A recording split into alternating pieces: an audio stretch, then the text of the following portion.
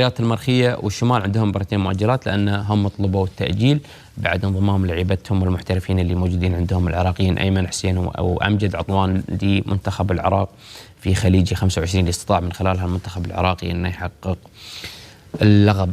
على طاري العراق بشكل سريع بو شبيب، ايش رايك في خليجي 25؟ والله ممتاز يعني، وما شاء الله اللي شفناه احنا من الكرم الشعب الطيب هذا وعلى البرامج كلها فيها، فتوفقوا الحمد لله. الفرحه يعني فرحه شعب ان الخليج رجع انضم معاهم كلهم يعني. قبل لا نرجع نتكلم عن الجوله 12 ابو محمد، كاس الخليج ضمننا جبنا طاري العراق. كاس الخليج كاس مهم جدا، احنا متعلقين فيه اصلا يعني. فانا اعتقد ان قطر ابهرت في كل شيء حتى في كاس الخليج.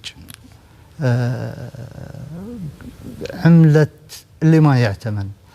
الحمد لله رب العالمين على هذه البطولة وبنجاحها الكبير، بالجماهير اللي جات شيء مخيف، الأعداد بالآلاف.